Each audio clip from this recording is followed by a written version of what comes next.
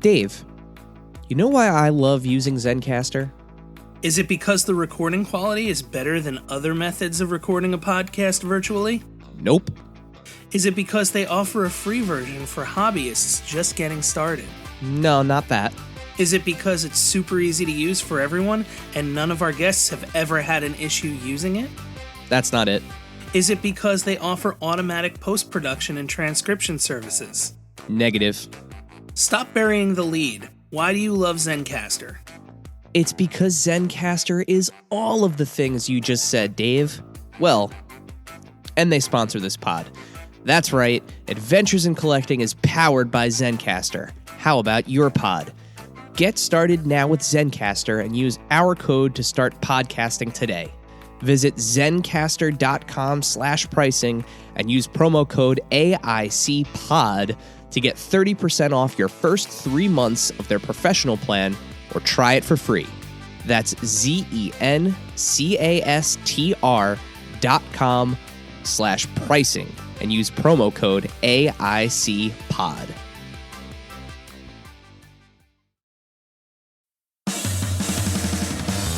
Are you ready, kids? Get your parents' permission, check your mailbox, and grab your shopping cart. It's time for the Adventures in Collecting podcast. I'm Eric. And I'm Dave.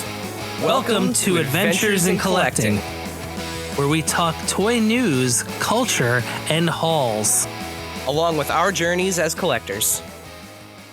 Hello, everybody, and welcome back to Adventures in Collecting. Hello. Dave, we're here again. We are. In this, and we are not alone. In this ether known as the void of podcasting sound coming to you. I'm real tired.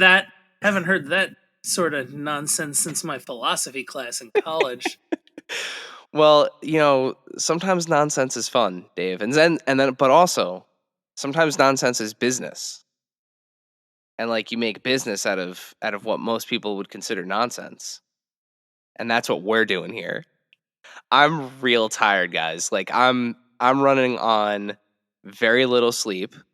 As I've mentioned many times on this show before, I have 2 children.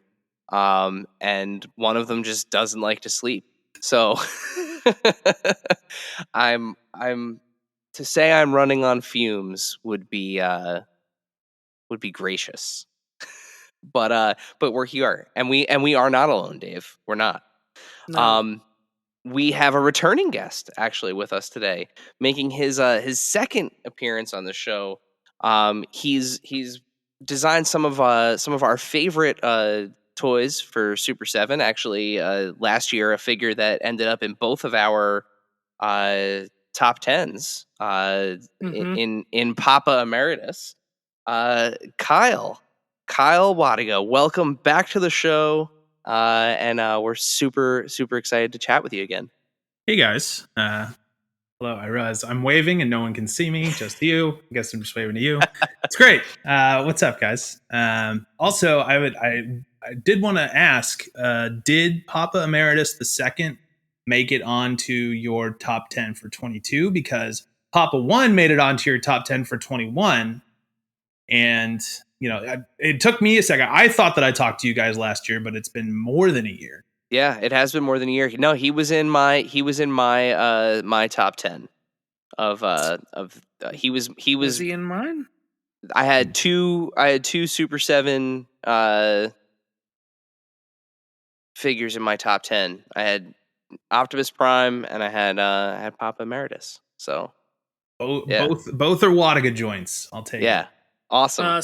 Sorcerer Mickey made mine. Yeah, that was your Super 7 entry. Yeah, no, mine had Papa Emeritus and had Optimus Prime. So there you go. 2 awesome figures. I mean, a giant robot with a surfboard and a basketball, and recently dearly departed character lead singer from a band. So. Yeah. Yeah, and I loved it, Papa 2 as well, but I think it was just I was so floored by Papa 1. Sure. Yeah, and there's a little bit maybe a little bit more perceived value in Papa 1 because you get the 2 investments versus Yep. just the 1.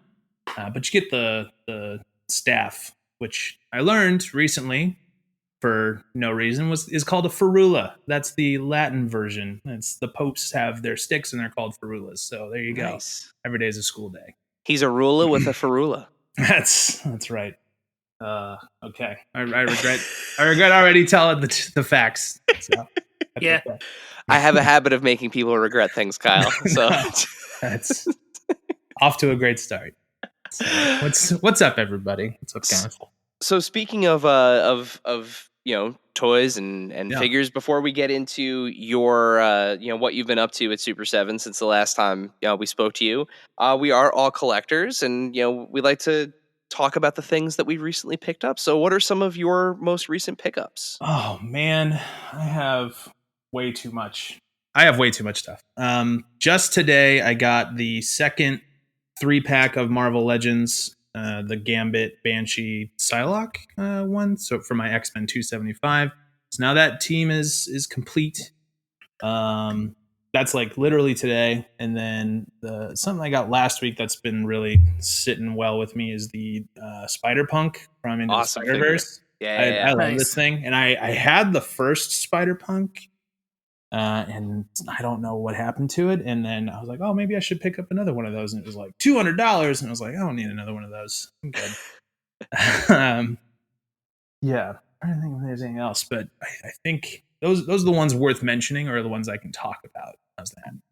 Fair. Yeah, Fair. that's Spider-Punk, and honestly, the entire I have that entire wave of the Across the Spider-Verse figures. I have not opened Cyborg Spider-Woman yet, but I love how those wonky, skewed designs of those characters translate into the figures. They did a nice job of of doing that. Yeah, I have 2099 here too because he seems like he's going to be a big part of the movie. Yep. And Yeah. he's cool, but this Spider-Punk like outshines him like a lot. Can't see it here because this is a podcast and nobody can see this. But you guys who do have camera also can't see this. But this half is like where I work and I do all my Super 7 stuff. But then this half of the desk is like, it's technically my gaming computer, but it's just piled toys on top of each other. Because I have a PlayStation 5, so I don't really need to like use my PC that much anymore. And so it's really just figure storage on this side. And it's like, I don't know. I don't think I've cleaned it in months. So shout out to my toy designers out there who just have piles of toys for no reason. We know a thing or two about a pile of toys too. Boy, do I. Yeah. Yeah. No, those are some awesome pickups. What did you guys get? What do you guys got? So most recently, I did pick up the McFarlane Batmobile and the 89 style, the Batman from the Flash. Mm-hmm. I got the Keaton as well. Yeah, Nice. the Keaton Batman is great. It shows that they can sell a figure for their normal price with a cloth cape. They need to like start just doing that. Yeah. Like the figure moves so much better, and honestly, the material that they use for the cape is nice. It's almost like a jersey material. Okay. So if you hold it up to the light, and you can see those like holes in it, but it drapes nicely. Figure's great. Batmobile, I think the Batmobile is awesome for a $60 Batmobile. Yeah, it's got that annoying gray canopy that everyone has been pointing out, but honestly, it's like the old school Kenner Batmobile on steroids, and that's exactly what you want. And it's a little tiny for their Batman. I actually find that the 112 Batman fits better in it. So I don't have the Mezco one, but I have the SH Figure Arts, and he fits in it beautifully. Like I think that actually works out really well. So those are like the two things that have just kind of been top of mind as of late for me. Okay. What Dave? about you? So I got I actually got a delivery from Orlando. Oh yeah. Last week from a friend of mine who was out there, and I happened to get 4 Reaction Tron figures. So I have the 4 single card figures. Okay, good. They were at the parks, and I was like, "Can you please get me these?" Yeah, no, not the bike ones. No, they didn't have any more of those. Yeah. Okay. All right. Yeah, I've been anyone that goes, I let them know. I ask if you see these, please. Yeah. If it makes you feel any better, I also don't have those, and I work there. So.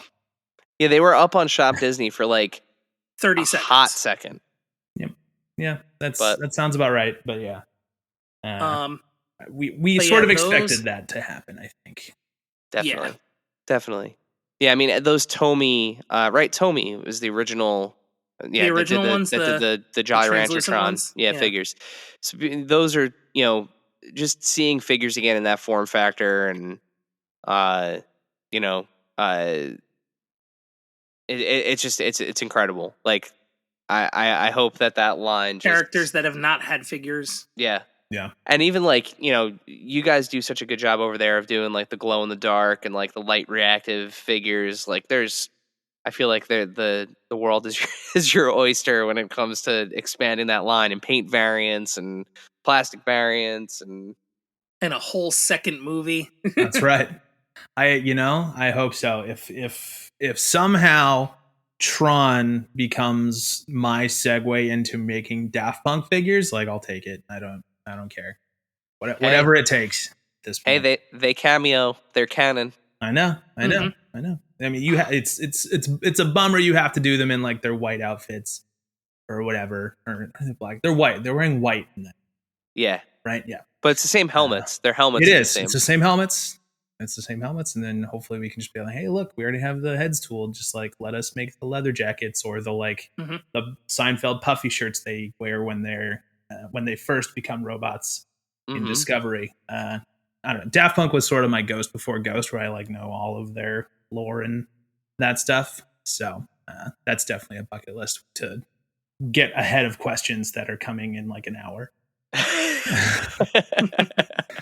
Yeah, I mean that's a concert bucket list for me. I always wanted to see them live, and I don't know if honestly the way that they're talking, I don't know if they'll ever. No, I don't think they ever will. Yeah. My one of my biggest regrets in life ever was 2007. I was junior in high school, 17, so like on the cusp of like adulthood and doing your own thing and all that stuff. And I had a friend who had 2 tickets to this festival in Vegas called Vegas or whatever, stupid. It was some random festival, but it was electronic and Daft Punk was playing there. And he was literally only going to go see Daft Punk. And I was like, well, I don't know. And my mom was like, well, I don't know if you should. And I was like, yeah, I don't know if I should either. She goes, but you can choose. She I don't blame her, but she kind of like mind tricked me like, oh, if you want to go. And I was like, no. And I didn't go. And my friend had the best time of his life. I still he bought me a shirt that I still wear. It has so many holes in it. It is beyond like repair, but still one of my greatest regrets was not going to that because they never played live again after 2007. Yep. Ugh. I'm sorry for you. I was never that close to having the ability to see them. It was always just kind of like a pipe dream. Yeah. Yeah. That would be a tough one for me. Yeah, I don't think I ever really did have a legit shot either, to be honest. I know. And now I'm extra sad because I feel like I let both you guys down too for not going. Yeah. We could have lived vicariously through your enjoyment of Daft Punk, but here we all are just being disappointed.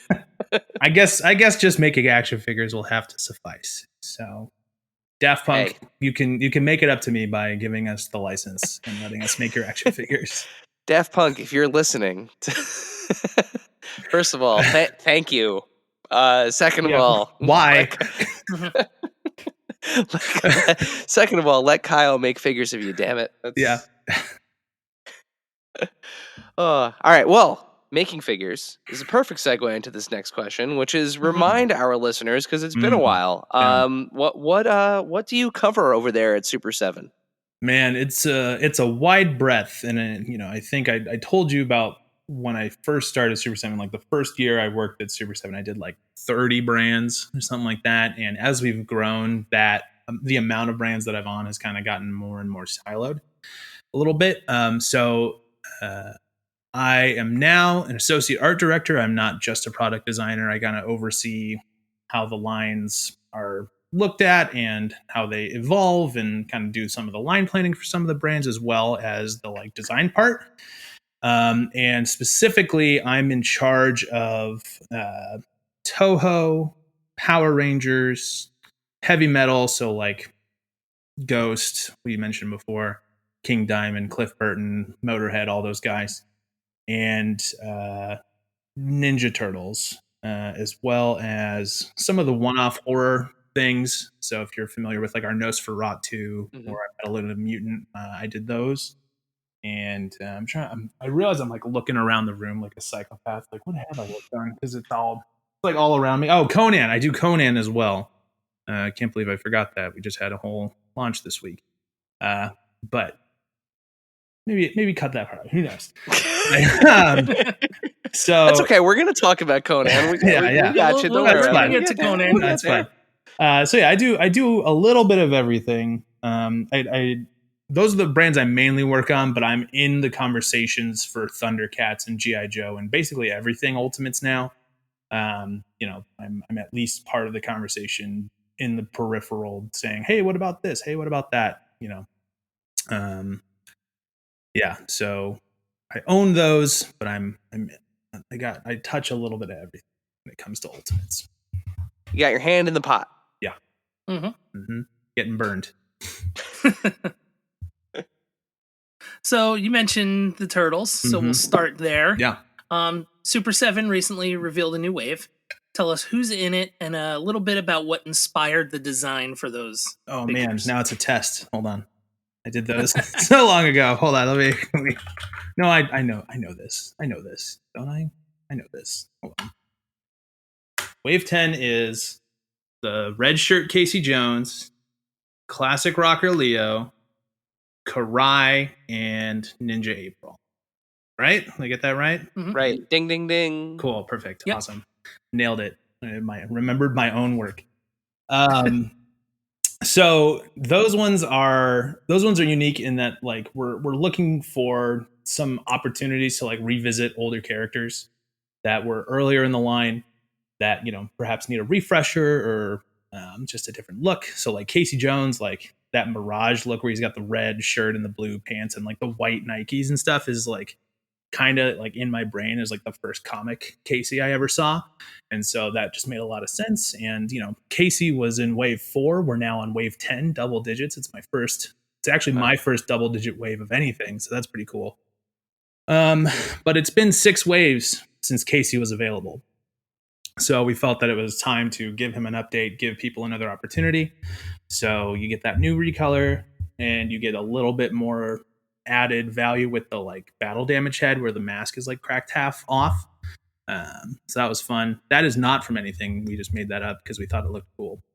And then let's see, April. Again, April was in wave 3. A lot of people, 1, don't have that figure, or 2, weren't stoked on that first figure. And so we wanted to try and give it another chance to like make something new with April. But it also still feels familiar. So a lot of people I've seen have brought up how, oh, this seems like can someone tell me which vintage figure this is? Can't tell which one it is. It's not. We made it up. It just sort of looks like a vintage figure, which I feel like is kind of the best compliment I can get. Where it's like, oh man, that looks just like an old Playmates thing. It's like, but it's not. Made that all up. So that was a lot of fun. And she kind of gets her cool martial arts training outfit, which is sort of inspired from like a bunch of different touch points in the TMNT kind of lore, where she hangs out with these dudes who know how to fight, like they're master ninjas. So of course they're going to teach her how to fight so she can stop getting captured by Shredder or foot soldiers or whatever. So she's had like a few iterations where she learns how to do stuff. And so each of her accessories is like inspired by one of the turtles who taught her how to do stuff. So that's cool. That's pretty fun. Awesome. And then Karai, kind of a fan favorite character that's never really had a toy ish before. Like I think there's been some for like 2003 line, maybe even like Rise or something like that, but nothing that looks like this where she's like in her black outfit with the red lining, kind of really inspired from the like City at War kind of books from Mirage a little bit. There's like that comic book cover where she's like holding the bow and like got her like leg up or whatever. It's pretty much like designed exactly off of that. Plus some like kind of vintage inspired ninja accessories and that fun stuff. And she's actually the one I'm the most proud of because when that character got pitched to me by another coworker who loves turtles, I was like, Karai? Like, what? Who cares? Like, why? But then I like read more about her and then like saw more of the designs. It's like, oh, she's like this badass foot soldier. She's like cooler than Shredder and she doesn't need all this fancy armor. I'm like, all right, fine. Karai rules. And it turned out to be a lot of fun to work on. And then lastly is Classic Rocker Leo, which is directly pulled from like a vintage toy where he had this like crazy like bandana and like the guitar neck swords and all that. So we have all those like vintage hits, but then like and those like notes that give you the nostalgia. But the thing that I'm most proud of about that guy, and I think that the thing that makes this the coolest Leo, as cool as any Leo can be, is the guitar body where you can slot the swords into it. And now it's like a double neck guitar. Yep. Like Robert or Jimmy Page played one of those. Yeah, that was the thought. So as cool as any Leo has ever been, he gets a double neck guitar. So and scene. Oh, that was a lot. You did it. We did. You got there. Take a drink of water. We got there. Take a deep breath. Thank you. No, I mean it's really cool to see. I think when at least the perception, from the outside in, I think when people think of the Super 7 Ultimates Turtles, they kind of think of it as this kind of 1-to-1 representation of like here's the 5-inch figure I had in the late 80s, early 90s. Here's the 7-inch modern articulated version of that figure, and I think there's it's. We've said it multiple times on the show, but like everybody's making something that's Turtles related at this point, including Playmates. Are still using those original, which we didn't actually know until we had them on the show that like they're still using the original molds, like those original plates like are still being used to make those figures, which is wild when you think about the amount of plastic that's gone through them over the years. Well, that's a testament to how just how expensive it is to tool anything. It is cheaper to use molds from 40 years ago than make new stuff, guys. Yep. So, but I think it's interesting to see now, as the line develops, that you're starting to go into kind of these new original territories, and start to kind of flex not just your ability as an artist, but also kind of that creativity of like, there's so much Turtles out there. Yeah. Like, what if this was this? And I mean, that leads us to the question of, originally when this wave was announced, we saw Rat King. And, you and I actually had a very lengthy conversation about this, sidebar, about how it was based off of, the face was based off of the newer video game, the Shredder's Revenge. Yeah. And it's an awesome design. Like, I know that the internet kind of ran with Sexy Rat King, which like he deserves. Yeah. Everyone deserves to be sexy in someone's eyes. In hindsight, I actually really love that name. And there was, I don't remember who sent it to me. Was it you or did I find it? But someone sent me the like Homer stupid sexy Rat King, and I was like, all right, that's pretty good. So yeah, I mean, that's internet's gonna internet, and that's okay. Like, and I think we talked about it last time, where it's like you're working on this stuff and you put so much time and effort into it, and you have like an idea of like what's worked in the past and what you think is gonna work for the thing you're working on right now, and sometimes you're wrong, and that's okay. And I'm grateful to our fans for telling us how they felt about it, and not just deciding to be done with the line altogether, but giving constructive criticism so that we have an opportunity to respond, and we did. So Brian Flynn, our great leader, in his infinite wisdom, decided that we were going to pull that one back and rework it and put Karai back in. which I'm very happy about because, like I said, she's my favorite one out of that whole wave so far. So, it's good. It stings at first, right? And I think I was pretty emotional when I was talking to you guys about that stuff at the time. But in hindsight, it's definitely like, I don't know. It's a good exercise in, responding to fans, working with the constructive criticism, and also learning to like separate yourself a little bit. And I think you guys mentioned it before. It was just like, once something goes out there, like it's not yours anymore. Like the fans own it, right? Yeah. And if the fans who now own this sexy Rat King decide to just tear it a new one, that's their prerogative, right? So nothing to be done about that.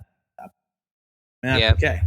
Yeah. Yeah, and I think that that goes for fandoms in general. Regardless of what the fandom is, the internet has given, for better or for worse, has given everyone access to these communities and to these creators, and it's a direct feed to say whether they love something or they hate something. Yeah. So it's just is what it is. It is. It also kind of speaks to the kind of wide variety that you can, or the many directions you can go with the Turtles, in the sense that, okay, we can just plug something in, but at the same time, it's like, here are all of these other things aside from this thing that that can be this, can be part of this line.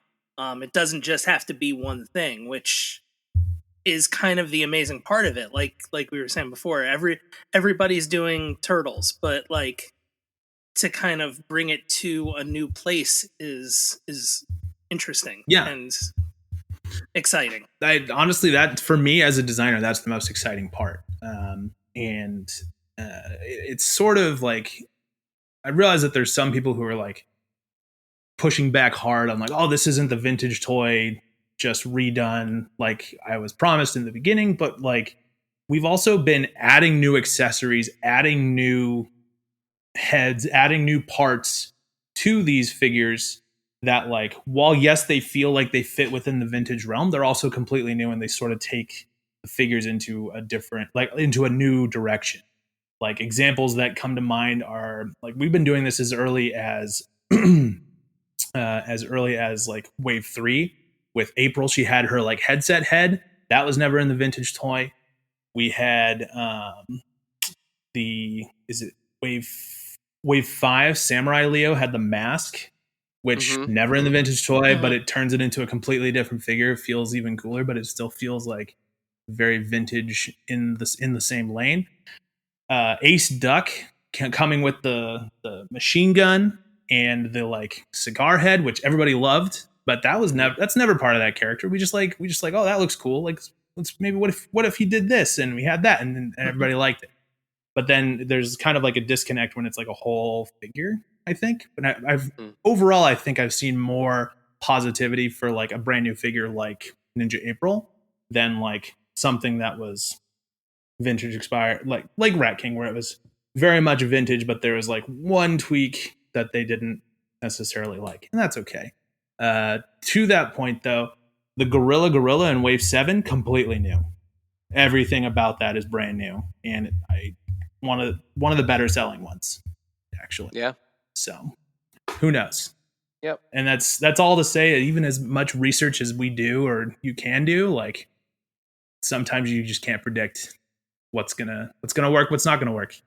This is all a big experiment. We're all figuring it out as we all go along. But that said, I'm still grateful for those people who have supported the line from Wave 1, because I've been with the line from Wave 1.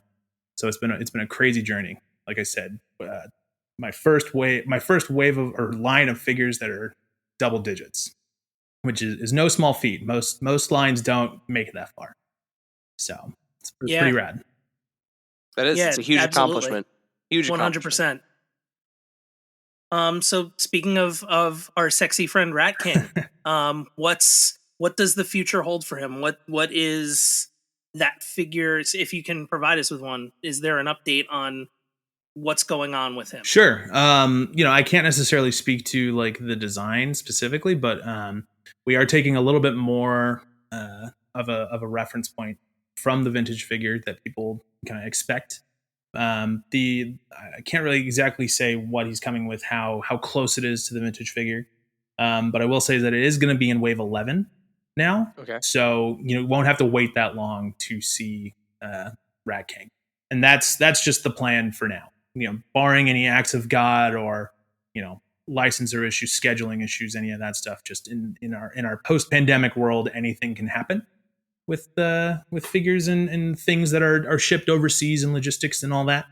But that's the plan for now, is that he's going to join the rest of Wave 11 in the future, not too distant future. So from stupid sexy Rat King to sexy Conan. I think that worked. We just recently got our first glimpse at Wave 5 of the Conan figure. So tell us what's going on with that wave. Oh man, I'm gonna try and keep it as simpler than what I did with my Turtles one, because that was a lot. But that one it's just a continuation of the Conan line. There's some familiar characters, but there's 2 brand new characters, and they're people who have never had toys before, which I'm very excited to be able to bring to people. So first up, we'll do the ones that you already know, which is Thulsa Doom, who now comes with this beautiful soft goods cape that is wired, because he in the whole wave is from the kind of climactic battle scene, the Battle of the Mounds, where Conan does his prayer to Crom right before he goes and fights all those guys. One of my favorite parts of the movie. But Thulsa Doom during that part is up on a hill on a horse with this black and red cape with white trim and these gold frills and stuff. It's very majestic, and he's just out there shooting snakes at the princess who's chained to a rock. It's, I don't know, it's kind of weird.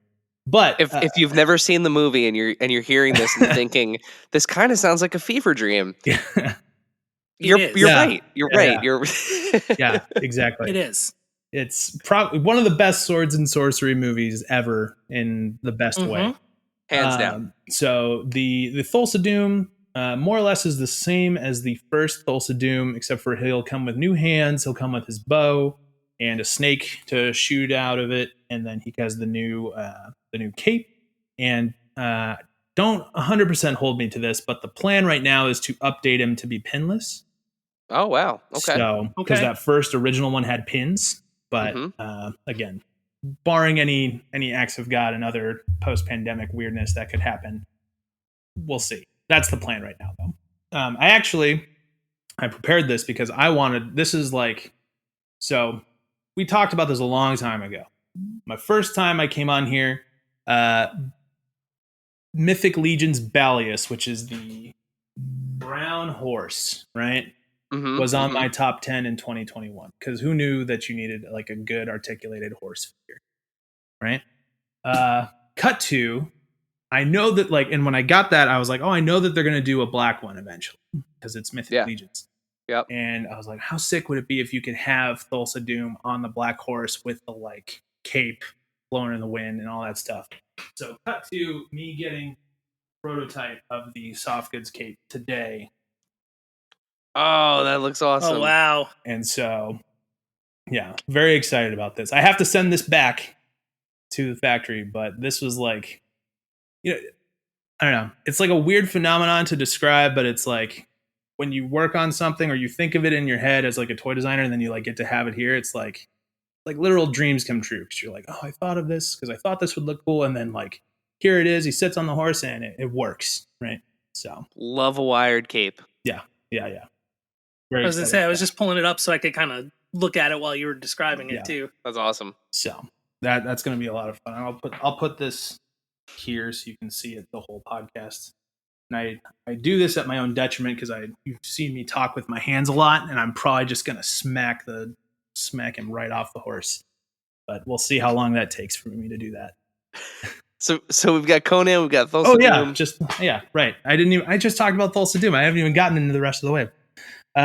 Conan, similar body, new armor, new likeness sculpt. I love that head sculpt. It's one of the best head sculpts we've ever done. It's a as I described it when we were working on it, it's a head sculpt you can hear. Yeah. Oh yeah. I'm not gonna like blow out your speakers by doing an Arnold impression because everybody has one and they're all correct. None of them are bad. Yeah. Yeah. Right? It's just guttural noises, and it's like, oh, Arnold, I didn't know you were here.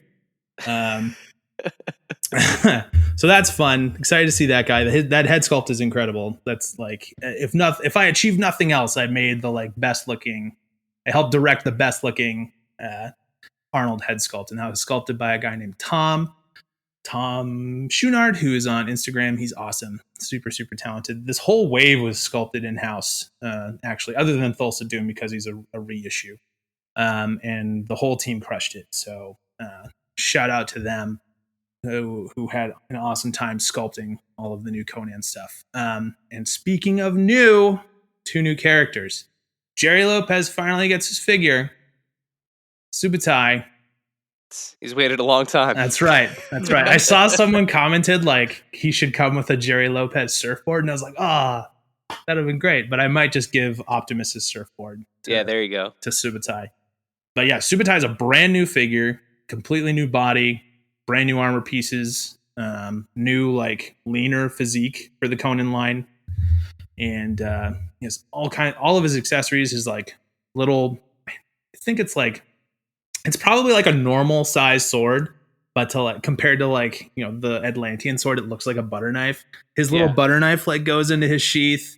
He like it'll come with a real elastic string so we can like shoot the arrows and stuff. I'm really excited about that one just because that guy's never had a toy. He's always deserved one. And then last but not least is Valeria, who was like number one on my want list after I saw that movie for the first time. And she's in this like bright silver armor for, I think it's like a total of like 7 seconds. Super worth it. And, if anything, this will enable us to like, now we have these head sculpts. Now we have these body types. Now we can make like the raiding party 3-pack because we have Warpaint Conan, whereas like Warpaint Subutai and Valeria and stuff. But that only works if these ones sell. So everybody go to Super7.com, pre-order Wave 5 right now. If you pre-order all 4 figures, you get bonus battle gear. We're calling these the Super Pack. You get bloody versions of all of the weapons that come in this wave. Plus, you get the Conan's father's sword from the scene. You get the complete one before it breaks, and then you get the broken one after. And so that when he gets like when you have your Battle of the Mounds recreation, you can have him do the like sword. But you can put the arms up with both the swords, right, where he praises Crom or thanks him for granting him revenge, right? Is that what he was doing? He doesn't actually say anything. He just brandishes. Yeah. He just brandishes. Oh, good use of the word brandish. That was. My brain's not that fried. Where I could still get a couple good words out every now and then. I can word now. No, it's an awesome looking wave. Like I said, actually, the last time you were on, that Warpaint Conan, that face that you could hear is like if you could hear that one, this is like could fill an arena. That's So that touches on like that's one of my favorite things working with this new sculpt team that we have internally is I'll take those like that head sculpt. I found that head sculpt and I sent it to the sculptors and I was like, this is good, right? Just like put the helmet on this. And he was like, all right, cool, sure, whatever. And then like he did that, but then he was like, also, I did this on my own time and I like updated the likeness. What do you think? And it was like, can I curse on this? I don't remember. Yeah, absolutely. Fuck this thing. This is incredible. This is Arnold. Like he's done that a couple times with stuff that I've done. It's like, oh, I'm really proud of this head sculpt. And he's like, about to ruin your day. Let me show you how much better it could be. And I was like, I thought that was a good one. Dang it.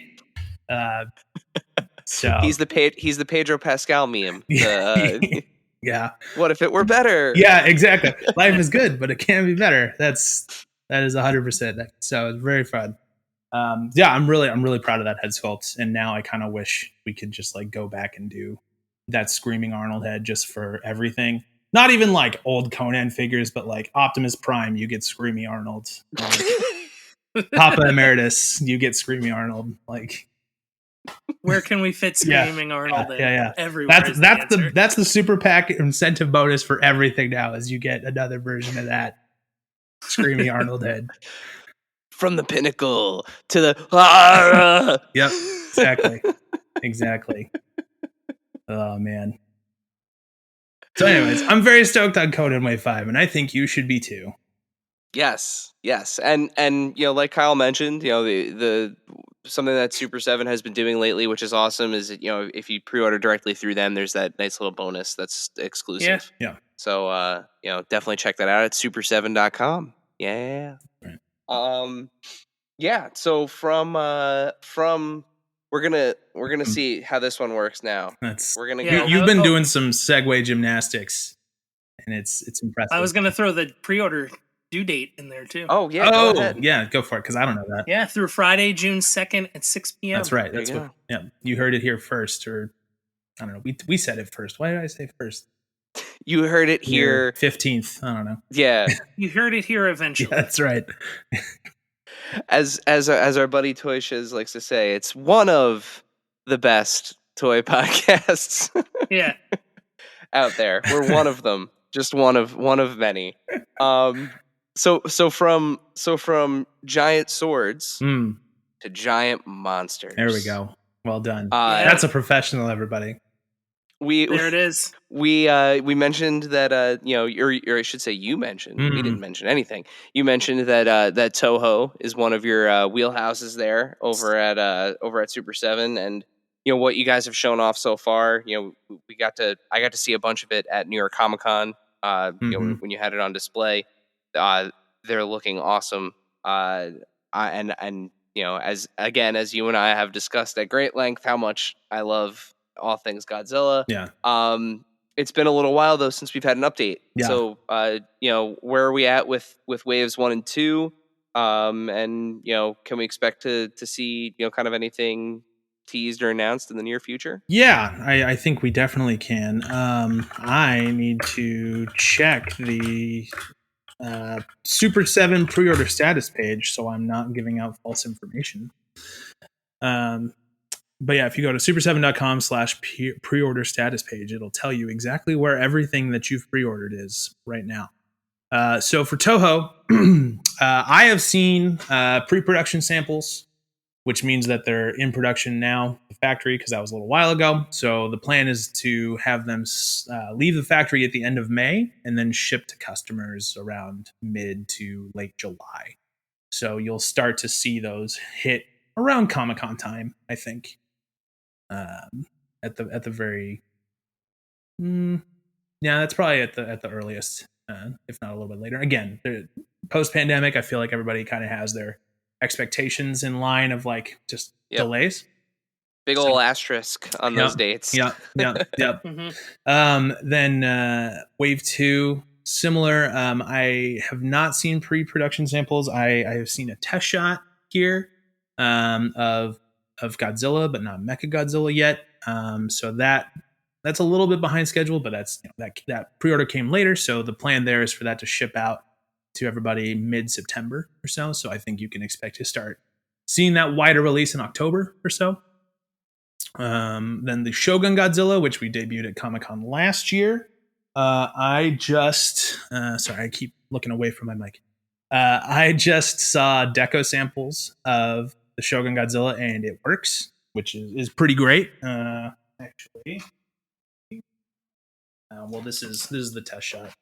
But awesome! Here's the it's so big. Get the love it functioning tongue, and then this. I'm gonna try not to shoot my eye out. Get the rocket fire, and he caught it. Yeah. So we recently got some like communication from the factory where they were like, we tried 3 springs. One of them shoots 3 feet. One of them shoots, 4 feet. One of them shoots 7 feet. And we were like, 7 feet. I want to be able to like torture cats with this thing. So that's the plan. It works really well. Very excited. This like mechanism thing is great. It's all the nostalgic feels. Oh yeah. So that's amazing. Very, very excited about this one. Yeah, my reaction Shogun Godzilla is never far. Oh yeah, here. He's never far. He's never far from my. I realize we're on a computer. screen, so this will give you a better sense of your scale, right? Oh, that's awesome. So you're close. Well, he's like twice. Yeah. So yeah, that's fun. That's coming, and that'll be shipping out in August or so to people. So expect wide release September, and then Toho Wave 3 a little bit farther down the track, probably early December, realistically like January for shipping on those. Just that destroyer is so big. I don't know how we're gonna do that, but we are. So yeah, I'm really excited to see those start to come, and I know the way that you guys kind of work. The pre-orders just kind of keep coming. So I was curious, Wave 4, is it what's going on? They do keep coming, but typically the plan is we try not to have more than 3 waves kind of outstanding on anything. Okay. And so once Wave 1 kind of ships out around Comic-Con time, you can probably expect to see Wave 4 get to be revealed or close to revealed or a pre-order date revealed around the same time. I maybe I'm being too tongue-in-cheek here, but we'll probably show Wave 4 at Comic-Con. So safe bet. Yeah. I mean, you got to bring something something new from Toho. That's true. Comic-Con. We got to do it. Yeah, and that's the expectation, because I think a lot of people, at least at last year's Comic-Con, were convinced by seeing them in person. Like we had Godzilla and Biollante and Burning Godzilla and Mechagodzilla, and they're like, oh, they're huge. Mm-hmm. Got it. This blows my SH Monster Arts out of the water.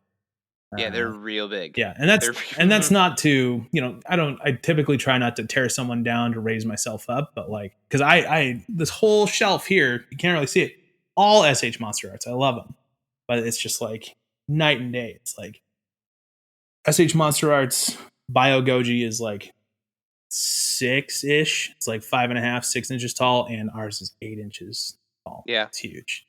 So. Yeah. Well, that's the thing. That's the different. That's the the ultimate scale versus the it's just the scaling. Mm-hmm. Yeah, a 1/12 scale. Mm-hmm. Yeah.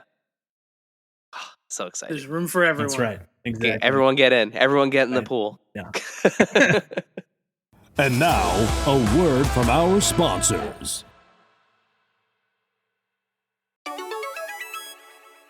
This segment is brought to you by our friends at Chubsy Wubsy Toys. A traditional mom-and-pop toy store in Little Falls, New Jersey, Chubsy Wubsy Toys brings you the best new toys from the brands you love without the hassle of pounding the pavement searching for them at larger retail stores.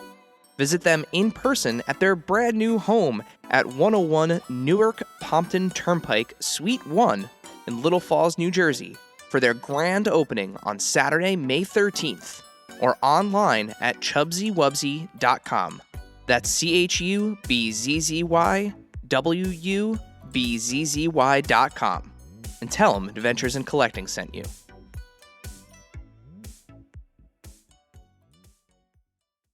Rewind and press play on your VHS collection with CGC. CGC is excited to announce our newest collectible vertical, CGC Home Video.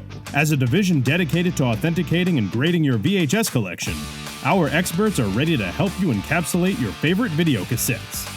Don't settle for static on the screen. Submit today at cgcgrading.com. That's cgcgrading.com. Face it, shaker bottles suck. Your shakes always come out clumpy and they're a pain to clean. You're right, Dave. That's why I decided to ditch my shaker bottle for good and get myself a BlendJet 2 portable blender. It makes perfectly blended shakes in just 20 seconds. BlendJet 2 is portable, so you can blend up a smoothie at work, a protein shake at the gym, or even a margarita on the beach. It's small enough to fit in a cup holder, but powerful enough to blast through tough ingredients like ice and frozen fruit with ease. BlendJet 2 is whisper quiet, so you can make your morning smoothie without waking up the whole house. It lasts for over 15 blends and recharges quickly via USB-C. Best of all, BlendJet 2 cleans itself. Just blend water with a drop of soap and you're good to go. With an array of colors, patterns, or even Disney-inspired designs to choose from, show off your personality while you're blending up something delicious on the go. What are you waiting for? Go to blendjet.com and grab yours today. And be sure to use the promo code AICPOD12 to get 12% off your order and free 2-day shipping. No other portable blender on the market comes close to the quality, power, and innovation of the BlendJet 2. They guarantee you'll love it or your money back. Blend anytime, anywhere with the BlendJet 2 portable blender. Go to blendjet.com and use the code AICPOD12 to get 12% off your order and free 2-day shipping. Shop today to get the best deal ever. And now, back to the show. So from kaiju to tokusatsu-based plastic, it's the 30th anniversary of Mighty Morphin Power Rangers, and Super 7 is on Wave 4. Tell us about what is going on in Angel Grove these days. Man, it's a lot because we're not the only ones who are making Power Ranger stuff. We mentioned stuff we just got in. I just got my 30th anniversary Lightning Collection. The remasters. These are super great. Very cool. But yeah, Wave 4 just solicited and did okay. It's a slightly reduced wave just because we wanted it to be focused on characters people really want. So like White Ranger and Tiger Zord and Madame Woe, who has never had a toy before. That was a fun experience because I got to reveal that at Power Morphicon last year. And that was like a big, I've never done a panel before that. So I got to and to reveal a new character who's never had a toy before, it was like something very special. And she's going to be crazy because she's mostly soft goods. So it's going to be wild. And also I wanted to, not only because she never had a toy, but as a kid, she scared just the hell out of me because she transports the Rangers to a nightmare realm where they can't get out. It's horrible. Terrifying. So that needs a toy. Let's do that.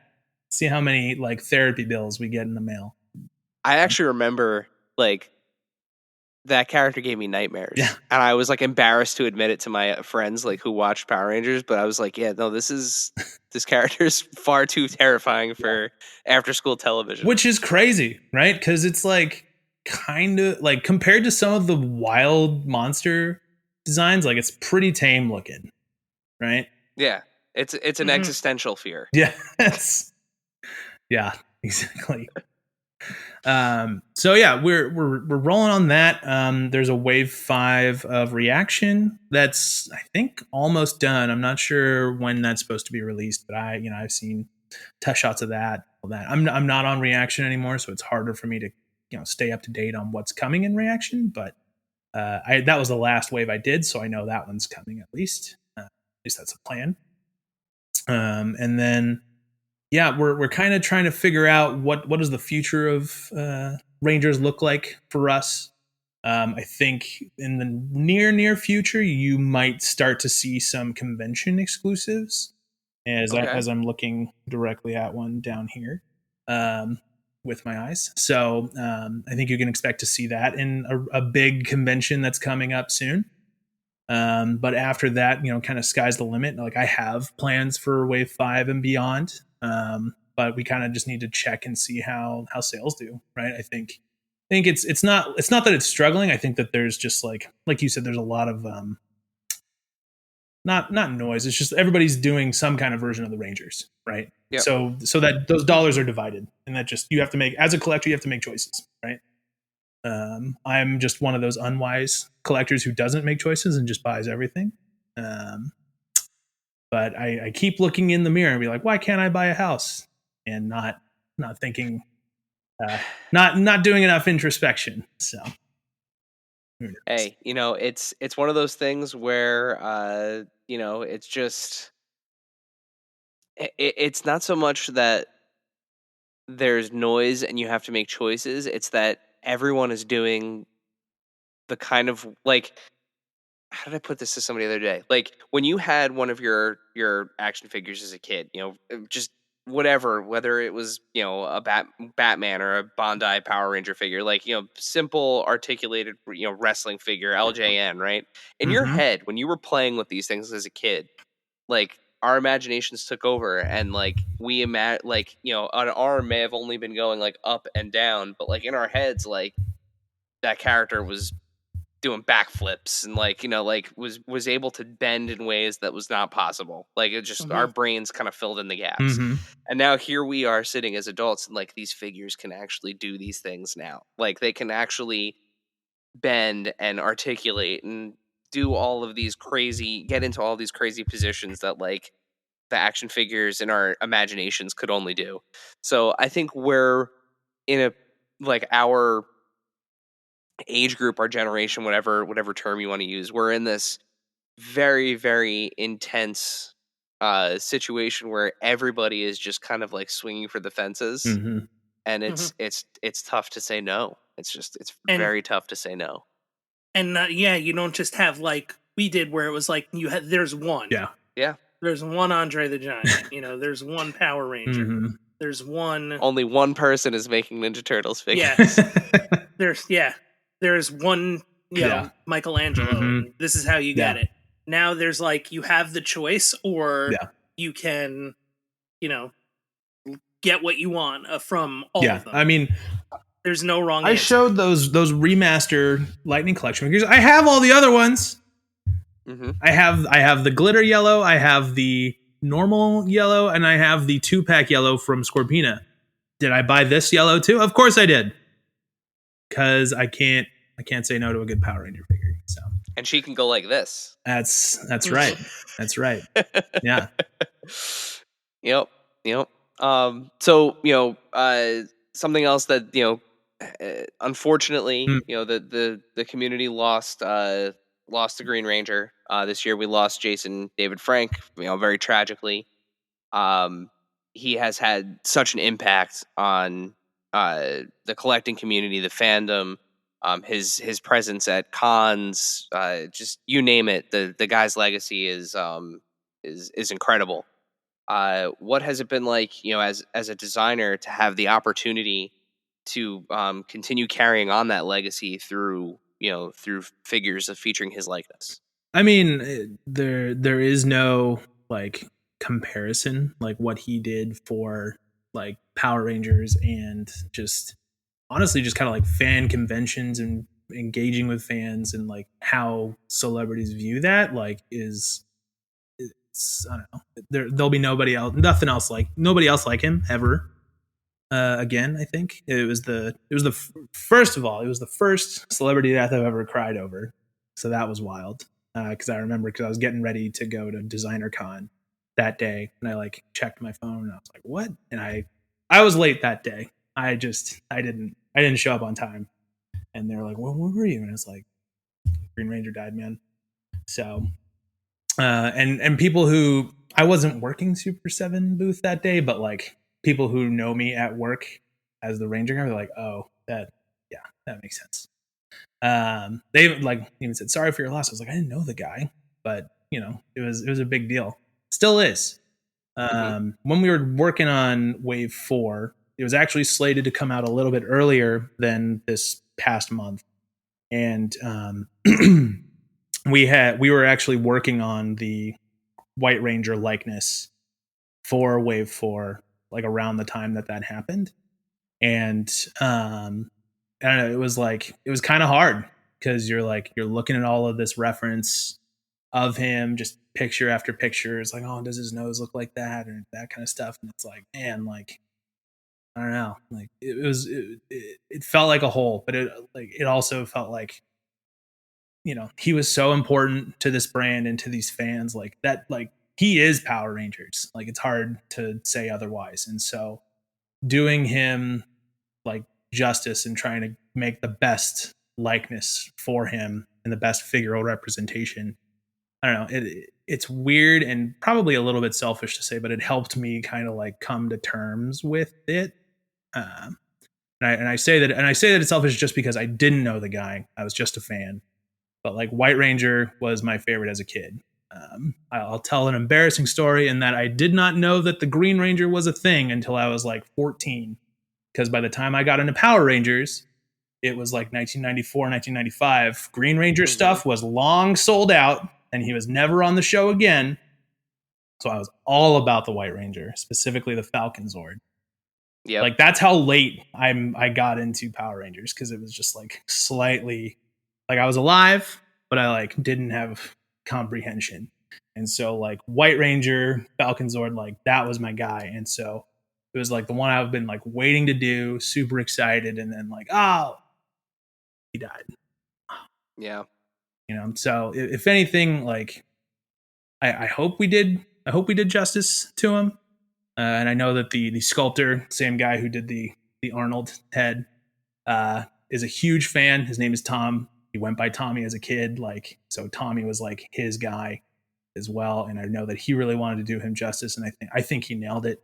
So again, I think it's been cool to be able to like try and honor him in the way that we know how, using the skill sets that we have.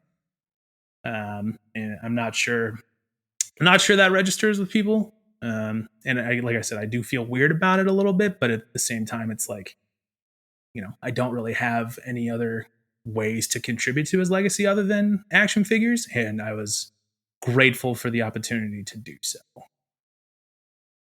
Yeah, and I mean, I think too, it's important to recognize, you're in a unique position where, you are a fan of the character, of the actor, of the person, and you have this opportunity to kind of translate, the passion that you have for that character, into something that is feasibly going into the hands of thousands of people. Yeah.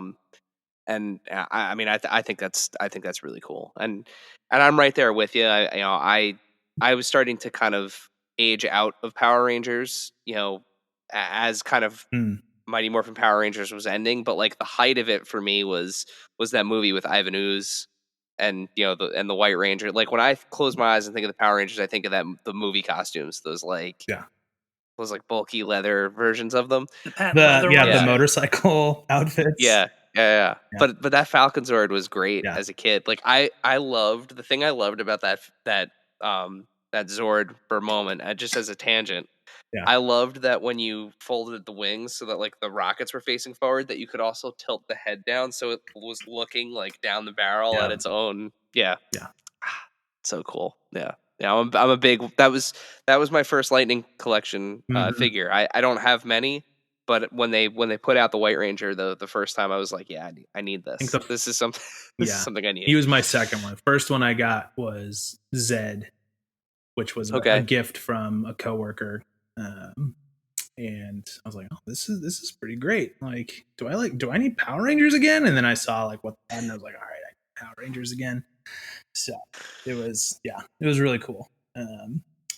It's funny that you mentioned the movie, because that was also like peak Power Rangers for me, but not the actual movie. So I don't remember if I talked about this, but do you guys remember this movie with Macaulay Culkin a long, long time ago in the 90s called The Page Master? Yeah. Yeah. Okay. So awesome movie. Great movie. Where's my Page Master reaction at? Anyways, but there's this company that have you thought of? Yeah.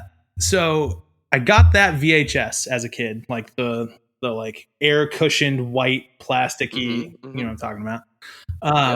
On that VHS, when back in the day when you said VHSs, there used to be trailers before the actual movie you watched. One of the trailers on the Page Master VHS was Mighty Morphin Power Rangers the movie.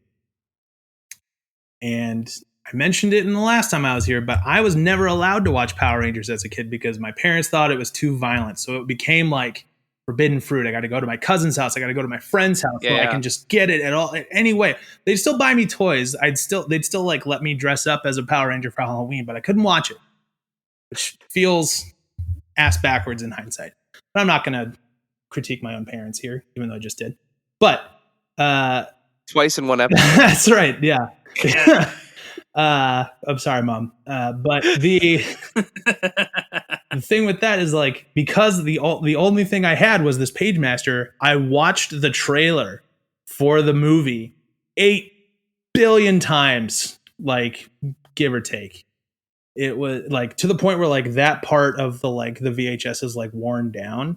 Like it like started to get the lines and stuff. You know what I'm talking about? Because it was like so bad. Mm-hmm. But yeah, that trailer where they're like snowboarding out of an airplane for no reason It is to Van Halen. 90s. Yeah. It is the most 90s trailer. Oh man. So if pure 90s. If we ever make Civilian Rangers, which I would love to do, you better believe that Tommy's going to come with a snowboard to fall out of a plane with. So. The white tank top. No, he wears it's like a button-up shirt that doesn't have sleeves. Oh, that's right. That's what it is. Yeah. It's almost like a crop top. It's weird. Yeah. Oh man, so 90s. This is for relaxing and lacrosse. That's right. Oh man. Anyways, so R.I.P. JDF. Mm-hmm. Moving on to our love of music and that heavy metal category. One of the things that we all have in common, is our love for Ghost. So it's getting around that time. There's an EP coming out. There is. How are we feeling about Papa 4's outlook? As in, is he gonna bite it? 100% he is. I mean, it's the role, right? These guys are introduced into the band only so that they will die eventually. So I'm actually pretty stoked because I think I'm gonna be there for it too. So that end of the tour in California. Yes, I will be at the last tour date where Amon Amarth isn't playing and they don't let you have your cell phone in there. So something's happened. They're either filming something like a live set, which would be awesome to be part of, or it's gonna bite the dust. So which means that they're also filming. Yeah. I don't know if they are, because typically they don't film that. It's usually like fan footage that gets out of a Papa's death. Oh, that's true. Yeah. Actually, now that I'm thinking about it, they've never done like a live DVD or anything. I'm of the so here. My theory is he's gonna kind of Scooby-Doo his way out of it. Explain. What is so like? It's almost kind of one of those like, or like Naked Gun his way out of it. Like they're gonna drop a safe and it's gonna fall right behind him, and he's gonna be like, "What?" Okay, all right. And somehow manage to get one more album out of this character. Could you imagine? I mean, out of Papa 4. Could you imagine just for a moment? Because I did not think about that. Imagine he escapes. Yeah. And he does a solo album as Papa Emeritus 4, but like they do like a whole like spin-off. Yeah. Where it's like him doing like a solo album while he's basically being hunted. Because he's already been the only character that's had 2 albums. Correct. That is correct. Yeah, that is correct. Yeah. I felt like Nil technically, but he's not the leader. He only plays sax on Prequel. Yeah. Right. Mm-hmm.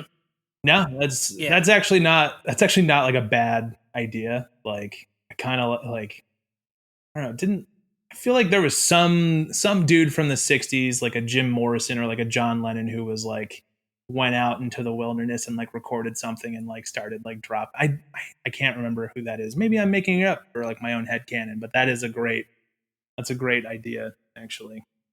That would be hilarious. Plus, like I absolutely they've really hit their stride with what they're doing on YouTube and the like the chapters and everything, and he's just such a he's such a good character. 3 I thought was going to be hard to beat, but like this whole since the end of 3, like this has been peak storytelling for them. Yeah, I still think that aesthetically 3 is the best one, personally. I agree. I like 4. There are parts of 4 that I like, but I think that his like main blue outfit is like a little overwrought in my opinion. But I think that's part of the character is like get the plastic surgery to make myself hot. Let's put as much gold and jewels on my thing as we possibly can, right? Whereas the other guys were a little bit simpler. He's the 80s metal guy. Exactly. Yeah, I think so. I think 2 had the best like Pope gear, and 3 has the best like dressed down. Oh, that like version. that like Major D outfit that he wears. Yeah. That's. See, I think 3 is hands down. I think the best visually, aesthetically. Yeah. Mm-hmm. Although 4, when he was still the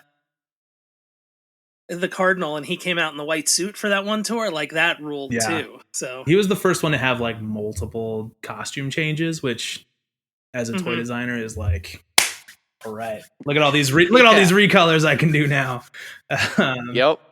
But yeah, very toyetic. Yeah. Very say what you will, whether you're a fan of the music or not, and if you're not a fan of the music, I feel very badly for you. But if say what you will, they're very toyetic. Very toyetic. And I think we said this last time too. The way you'll fall in love with them is the way Eric did, which is if you don't like the music, once you see them live, you're going to be like, I understand. This 100%. That is the conversion moment for so many people. It 100% was for me. I mean, I remember hearing a couple of the songs and going like, Eric was like, we have to go on time because like I just want to see Iron Maiden. I'm like, we are absolutely going on time because I love this band and you will too after this. And I dragged my feet. I was like, I don't want to see them. This is gonna be boring. The only songs that I had heard were like, as soon as the square hammer hit to open, he was like, all right, we're good. Yeah, I think that was like the only song that I had heard actually was Square Hammer, and I was like, it's catchy. Like I'm a musician, so like I was like it's fine. Like this is fine, but like I'm here to see Iron Maiden. Yeah. And when their set was done, my reaction was like literally, is that it? Like they're not gonna play long, like longer? Like I get like another hour of this? Yeah. Maybe. Great, good. Are you guys going on this tour now? This one that's coming up? You think? So they're not. The closest they're coming to us is Camden, which is about an hour and a half to 2 hours south. Yeah, it's a tough venue to get to. Is that a lot for you guys? I feel like I drive that all the time being in California. It's 2.5 hours without traffic. Okay. For me. And it's not in the best of areas. I mean, do you like Ghost or not? That's yeah. But like we did see them. Unfortunately, I was traveling. I was on vacation the last time they came to like the venue that we always go to for them. Yeah. But I've now got my wife is I've roped my wife in, and my 7-year-old that I mentioned before, she loves them too. Unfortunately, nice. I couldn't show her the latest music video. But yeah, I mean, yeah, no, she's heard the song. It's just the one part. Then I was like, nah, the whole thing. Never mind. Yeah. Well, so it's a good thing. Bridgeport, I guess Bridgeport's close to Connecticut. It's same amount in the opposite direction. It's a good thing that Dave said, "Don't watch this with Maddie," because I totally would have just been like, "Oh, there's a new Ghost music video." Bloop, and would have put it on. I would have gone, I've made a huge mistake. I have some things that I need to figure out how to explain. Yeah, but I think you're right. I think you're going to see something, Kyle, at your show. But if you don't end up going, let me know, and I can get shirts or merch or whatever you need to. Okay. So we'll definitely keep you posted. I would say that you should though, because based on this conversation alone, it's likely the last time you'll ever see Papa 4 alive. And then insert like, I don't know, dramatic hamster music right here. Dun dun dun. Yeah. So while the Ghost offering, I've coincidentally, I've actually thought about September in LA. Oh, My girlfriend and I have actually thought about that. well, you're gonna be. When are you going to Vegas? Isn't that September? That's like 3 weeks later. Oh, okay. Well, then Can there goes just that. walk Yeah. from LA to Vegas. It'll take you 3 weeks. Yeah. Mhm. Yeah, it would have been like, since that's Tuesday, it would have been like a get out Sunday, leave like Yeah. Wednesday. So, speaking of Ghost, the ultimates that we've mentioned, and the reaction figures have been a blast. But they are not the only music figures you work on. With ultimates of Cliff Burton, Lemmy, and King Diamond, are there more members of this plastic super group on the horizon? You're just constantly Yeah. collecting these these iconic like figures of rock Legends. and metal.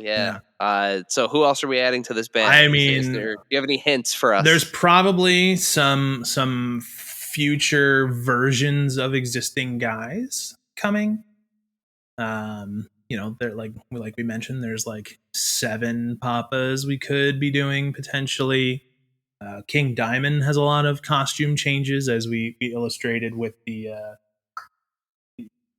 first appearance Merciful Fate one, which will be shipping very soon. Very cool. So Very cool. excited about that. Soft goods.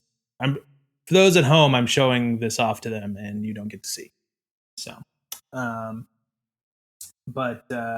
mean, Cliff Burton had a couple different looks as well. Lemmy had multiple different outfit changes. What's interesting about all those figures is that a lot of those guys, we've done their like early appearances, and not the ones that people necessarily know them for, right? Like I would say Cliff, we did the one that people know, the Day on the Green outfit with the like Aria bass. But Lemmy, like everybody remembers like Cowboy Lemmy, right? Yep. I was just gonna say, like, the and solo King Diamond is the more haunted groundskeeper King Diamond with his like lantern, right? So I think that there's some opportunities there. I think that Slayer has some pretty cool mascots that could become a thing lately. Sort of, at least sky's the limit in terms of like the stuff that we already have. I think that there are some like, not necessarily ultimates, but like there's some other offerings in reaction that'll be coming soon that I think people are going to be really, really excited about. And typically what happens is we experiment with a brand in reaction, but when we get the license, we get reaction and ultimates, and we test the waters with reaction because it's a little bit smaller of a buy-in, because after all, this is a business. But if it goes off like a rainbow in the dark, then hey, maybe we should do an ultimate of this, right? And that's exactly what happened with King Diamond and Ghost and Lemmy and Cliff Burton. And so if you want an ultimate of certain characters that you like, if you see a reaction figure of it, buy that, because that'll help you get more members of those super groups. Listen, at the end of the day, Kyle, I'm just a $billion baby, just waiting for school to be out. Yeah, I wish that we got $1 billion from that one. No, but that I heard Rainbow in the Dark, and I thought that was intentional, sir. Did you now? Man. Yeah, but the one that I honestly like, I'm surprised with all of the the reaction, because Brian said the same thing when he was on the show, that like it's kind of like the testing waters, which makes complete sense, and I mean that's a very, very smart way to go about it. I'm dying for. I was hoping when the Alice Cooper ones came out, like I was just hoping that they did really well, because that's one that I want. I would love an Alice Cooper ultimate. My 3 favorite reactions that I bought were the it's not metal, but it's phenomenal. I bought the Sabotage. Beastie Boys ones. Those are great too. The Beastie Boys. Those have done well. I think there's a potential there, especially just they're kind of just normal dudes who sort of wear the same outfit. There's probably some reuse that can be done there intelligently to try and kind of amortize that that tooling cost, but who knows? That was my designer brain or cap on right there. What was I saying? But yeah, Alice Cooper would be awesome. Which version of Alice Cooper would you want in your ultimate? Because to me, I'm very boring. I would want the Welcome to My Nightmare like in the top hat because I love that. I love Drew Struzan and I love that like Lion Decker Arrow Collar Man kind of nod. But that's probably more of a reaction play than an ultimates. But I would want that anyways. I mean, like, Feed My Frankenstein era Alice Cooper is probably the most toyetic. Mm-hmm. I was thinking like Constrictor era because of the Friday the 13th song. Yep. Because I was gonna say at that point, he's got all the accessories. He's got the face paint is in like the the territory of being more toyetic. He's got the snake. He's got it's like he's fully accessorized. Yeah. What's the one? What's the one of him in the straight jacket? Is that Ballad of Dwight Fry? You're making me have to look. No, it up. It's okay. Yeah, but there's also like Muppet Show appearance where he's like in a full-on Dracula outfit, which would be pretty sick. Honestly, what I'm realizing is that there's like other figures that I could probably just sculpt Alice Cooper head and put on to an existing figure, like a naked Dracula could get an Alice Cooper head, and then now it's the Muppet Show Alice Cooper. Who knows? Yes, Ballad of Dwight Fry. Okay. That's right. That's right. Yeah. With the straight jacket. Yeah. But if we're gonna do a straight jacket, I feel like I'd rather do Peace of Mind. Mm-hmm. So who knows? Mm-hmm. Well, I mean, that's my number one metal request is like an ultimate Eddie, like Killer's Eddie in the yellow shirt and the torn jeans and the chucks. Like that would be like if I could snap my fingers and bring one heavy metal ultimate into existence, it would be Eddie. Oh, see, I'd go like Live After Death. I'd go like Peace of Mind, Power Slave. Like, do you guys not have the NECA ones then? I have the Trooper. Okay, I have the NECA Trooper, which I love. Great figure. Those earlier NECA ones, like they're almost in that like McFarlane statuary, category. They're locked at the hips. They don't have, the legs don't move. They're great sculpts. Like they look great, but like I want them to be able to play ball with the rest of the figures, So I'm and the cloth ones like the Trooper, again, great figure, but it's 8 inches tall. Yeah. It's big. So it doesn't really scale right with everything. But isn't Eddie canonically bigger? Like if you're looking at the stage costume version of like the Trooper guy, right? He's like 10 feet tall. He should be even bigger than that. Yeah, I guess you're right. Okay. So, but yeah, I think the way that you guys handle the music ultimates and stuff outside of that the cloth look, I think I think Eddie would be a killer addition to ultimates. Pun intended that time. I would love to make Eddie. Aces High or Power Slave would be sick. Peace of Mind too would be rad. I feel like I want to just make like a base Eddie body and then do like the stuff on top of it, just because then you have built-in iterations, right? Like Senjutsu or the only one that doesn't really work like that is Cyborg Eddie. Like that would be a whole new sculpt, but how sick would that be, right? Somewhere in Time Eddie, that would rule. Yeah. Stranger in a Strange Land with a soft goods duster. Even that newer album, the Book of Souls, Eddie, like in like the tribal paint and everything, awesome design. It's a sick design. The only one you can't really do is like Nebulous Cloud, Brave New World, or Seventh Son, Galactus Eddie, right? Where he's just from the torso, yeah. Who knows? Yeah, I mean that would be a cool one. We've done Iron Maiden in the past, but I think some of the rights are a little bit not questionable. They're just with other people right now. So who knows where we'll have our opportunity one day. So All right, so before we head into our last question, it is time for our Q&A. So if this is the first time you're listening to Adventures in Collecting, welcome. Hopefully you're enjoying yourself. You're enjoying this episode. You're enjoying our chat Welcome here aboard. with Kyle.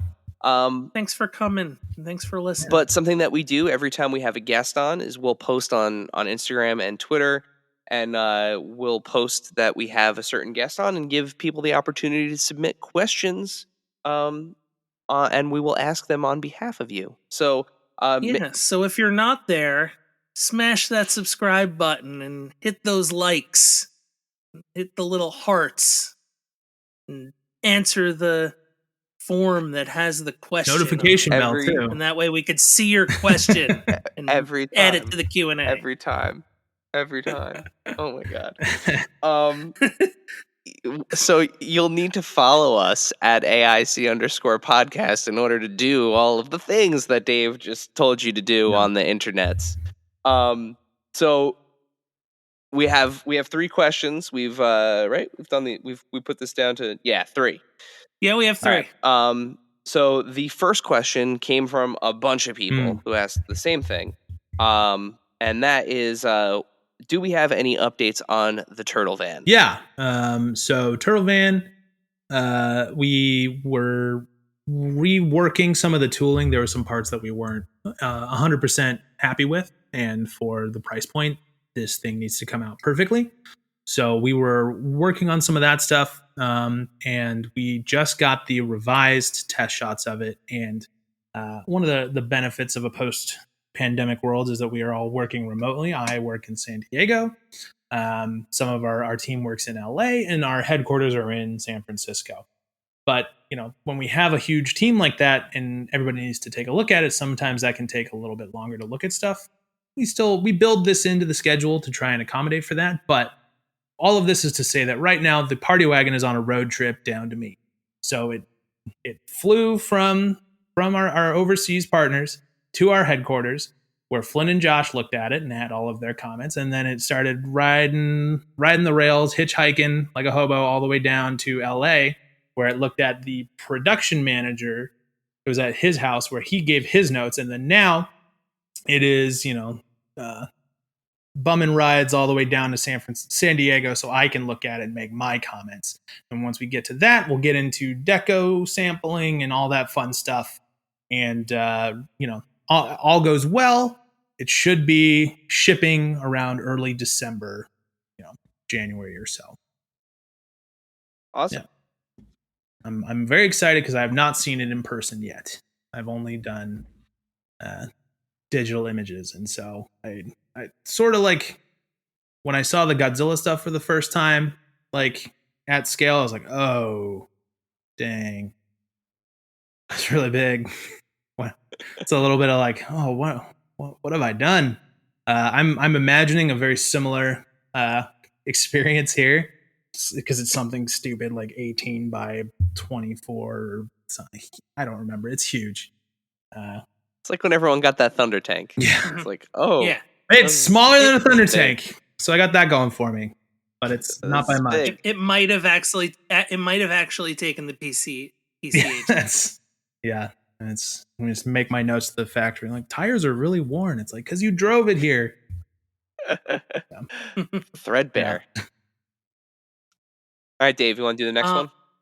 Yeah, so speaking of vehicles, at J Raymond asks, what are the chances that we see more vehicles from Super 7 like the MMPR motorcycles? Man, I would love to do the battle bikes. Those are some of my favorite vintage toys. I have all 3 of them. I need to get on my Shark cycles, but those original like Dino battle bikes, the red, blue, and black are like so cool. I think that would be great. I think, we would need to see just how far this line continues to go, just because like Turtles didn't get their first vehicle till it was like, I think it was like wave 6 or 7, something like that. We're only on wave 4 here. Like, we don't even have a core team for them all to be riding right now. So I feel like I'd rather deliver on that core team. So you have all 6 or 7 Rangers in your display. And you're like, okay, they look great posed together. Now what can they ride? Then you're ready to get those vehicles, get those play sets, that kind of stuff. So specifically MMPR, I think it'll be a little bit more time before we get to do that, but I think you might start to see some other kind of bigger projects from us sometime soon. We have plenty of other of brands that have vehicles that are pretty iconic, like Thundercats or GI Joe and that kind of stuff. So I would say stay tuned, because we've always got something that we're working on. All right. And our last question comes from friend of the pod and frequent question asker, at Ryan Ting. Good dude. And excellent dude. For sure. Has there been an example of a crazy callback or obscure detail uncovered when researching an Ultimate that you've ultimately worked into the figure? And an addendum to this also, he wanted to remind me to ask you if you even lift, bro. That Conan video will be the highlight of my career forever, I think. Let's see. That's a good question, Ryan. There's definitely there's interesting details that you see as you're working on these older brands, especially ones that are aimed towards children. You could they cut corners or whatever, and so it's nobody cares. It's kids. No one's gonna worry about continuity or whatever, right?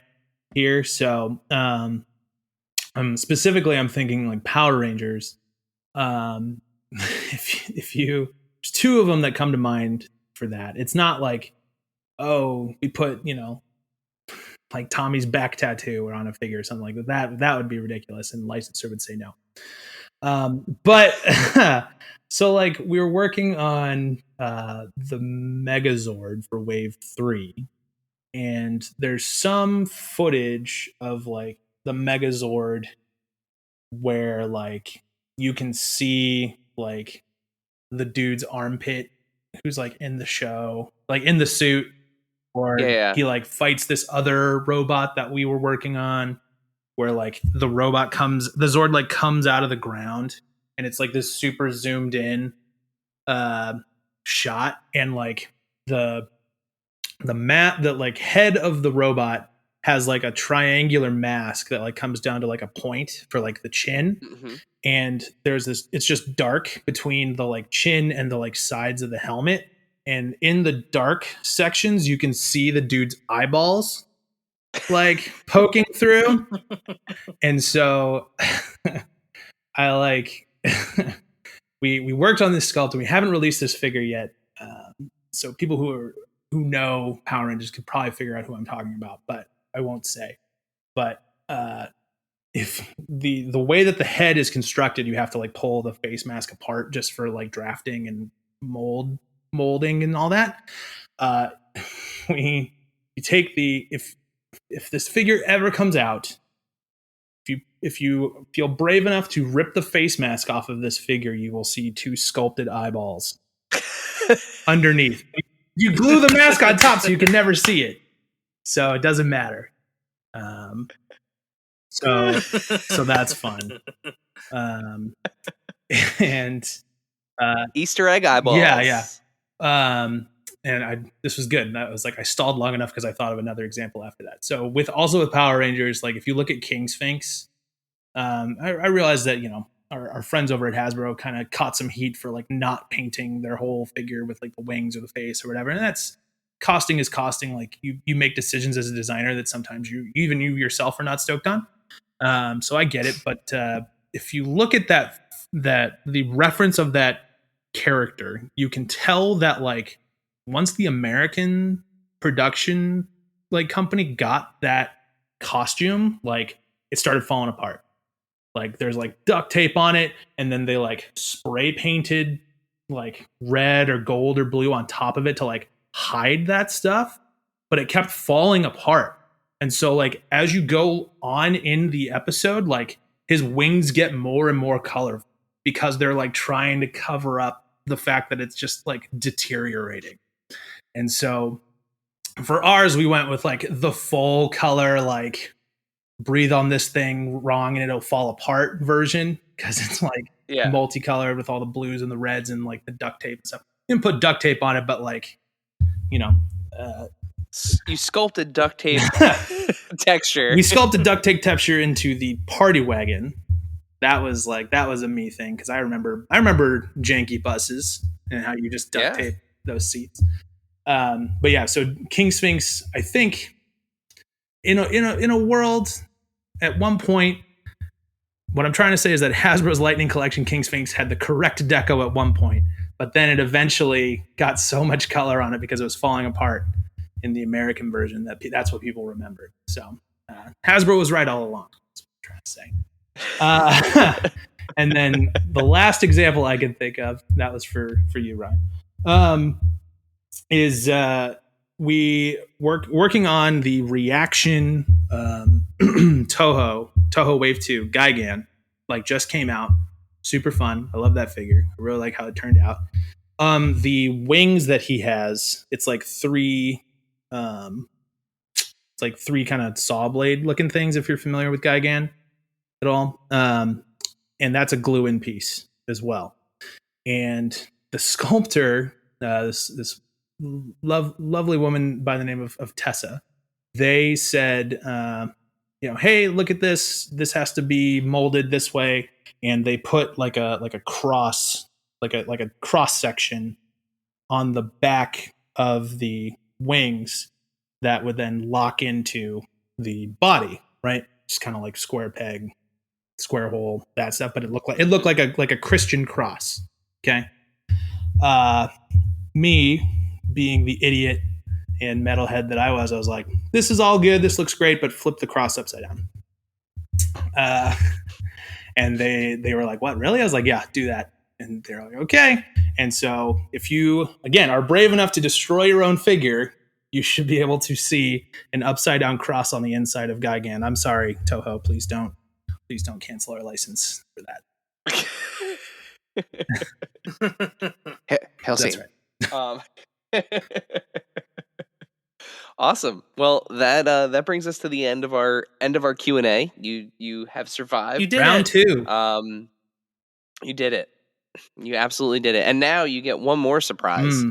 Yeah. So as a returning guest, we have to kind of change our ending here. So Dave, would you like to fulfill your role as this podcast's James Lipton and ask our final question?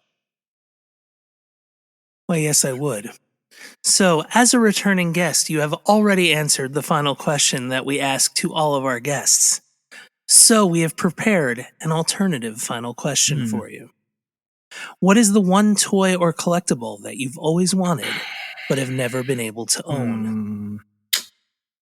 Oh man, this one's harder. I'm actually not that prepared for it, but I think I have 2 answers here for you, and one of them's like a half answer because I had it, but then I had to give it back.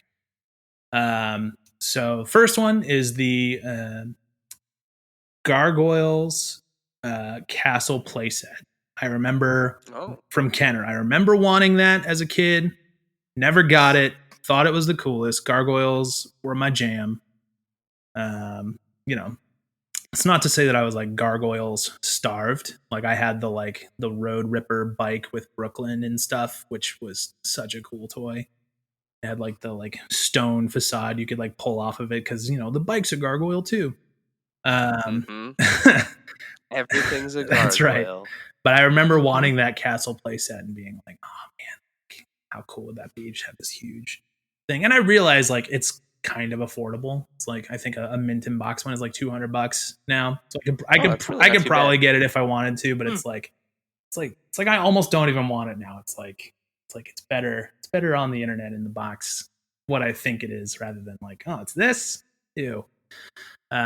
So plus you probably don't have any of the figures anymore. So no, I don't have any of my figures. That's another one of my big regrets was I think in 6th grade, my parents had like a garage sale And it's not like they took my stuff and sold it. They were like, "Oh, what do you want to sell?" And I was like, "I don't play with these. Take these." And it was like everything I ever cared about now as an adult. Mm-hmm. So yeah, I did a bunch of that too, unfortunately. Same. we've all made that mistake. But the other one that comes to mind is the as I've gotten more into kaiju collectibles, I am starting to realize and sort of discover the world of X Plus. Anybody who knows what those are, they're like big, huge vinyls that are as close to movie accurate suits as you can get, like in hand. And there's quite a few Godzilla ones that I would of course love, like a Burning Godzilla and stuff, that go for stupid amounts of money now. But the one X Plus that I've always wanted is the X Plus Daijujin, which is the Megazord from Power Rangers. They made it one time, like a few years ago, and it is now like $1,500 to $3,000 on eBay. And I am happy to say that I had a brief a brief stint with it, in that one of our associates who used to work at Super 7 with us, huge Power Ranger guy, really great friend too, and very connected in the toy world. His name is Augie Perez. He's a Toy Migo now. He knows just about everybody in the Ranger world, and he knows this guy named Casey. Casey Gall, I'm shouting you out because you're a huge help. Casey owned the X Plus Daijujin, and I wanted to reference the X Plus Daijujin as like my Megazord reference for my Ultimate, because I knew that is like the best, most well like loved and respected version of the Megazord ever made. And so he was very generous in that he sent me his X Plus Daijujin, like basically free of charge, and was like, "Send it back to me when you're done." I held on to that for like 2 years. I'm only mentioning this now because I like just sent it back like last week, and I had like major separation anxiety. And I asked him, I was like, "Hey, can I buy this off of you?" And he just laughed at me. So, so I sent it back, and I have a little, like, you can kind of see it here. There's like a big robot shaped hole in my collection where it used to sit for my reference shelves. So one of these days I will get that thing again, but it's incredible. It's like 20 inches tall, comes with the sword and the shield, and it's perfect. So what's larger, the hole it left on your shelf or the hole it left in your heart? To it. I think it's gonna be the hole it leaves in my wallet when I eventually buy it, because I for sure will. Good answer. None of the above is the answer. Well, Kyle, listen, before we let you go, remind our listeners, where can they find you on the internet? Where can they find Super 7? Tell them where to go. So go to the internet, specifically Instagram. I am Wlodyga Dude on there. I'm sure you guys will have links so that the poor folks don't have to spell my last name, as difficult as that is. So I'm Wlodyga Dude. I also started a toy photography account that I've been like messing around with called Kyle of Loot. Or Kyle O Flute, thanks to the enablers. I was gonna say, I thought it was Kyle O Flute. Yeah, I know. Thanks, Mike. So there's that. I don't post there as much as I like to, but I'm trying to get more into it. I'm starting to buy dioramas and try lighting and that kind of stuff, just because I see all the amazing things that people do in the community. I'm trying to do it myself. And then Super 7, find us Super 7 on Instagram, Super7.com, Super 7 YouTube channel. I think we have a TikTok now. Just, anywhere that has internet, you type in Super 7, you'll probably find us. There you go. And as Kyle mentioned, we'll absolutely put links to all of those in the description, so you don't have to worry about throwing consonants at a wall. All of the letters are silent. Good luck. Phonetics don't work. Yeah, but Kyle, as always, man, thank you so much for coming back on the show. It's always a pleasure having you.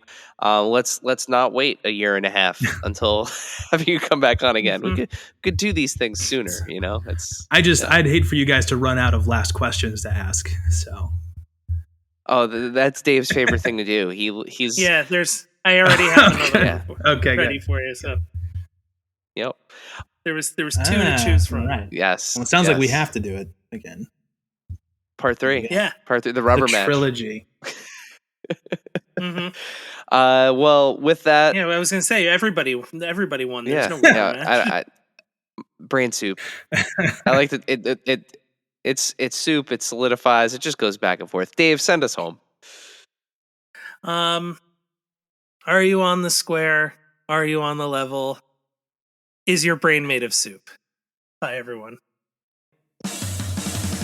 Thank you, dear listener, for hanging out with us today. Subscribe, rate, and review us wherever you listen, and then tell your friends to do it. Thanks also to Joe Azari, the golden voice behind our intro. Our music is Game Boy Horror by the Zombie Dandies. Find more about them both in our show notes. Follow us on social media at AIC_podcast on Instagram and Twitter. Stop by and say hi, show us your toy hauls, and share your toy stories. Maybe we'll talk about it in a future episode. Don't try this at home. Void where prohibited and some assembly required. Each sold separately, not a flying toy. Consult a physician if your toy run exceeds more than 4 hours. This has been a non-productive media presentation. Executive producer Frank Hablawi. This program and many others like it on the Non-Productive Network is distributed under a Creative Commons Attribution Non-Commercial No Derivatives license. Please share it, but ask before trying to change it or sell it. For more information, visit non-productive.com.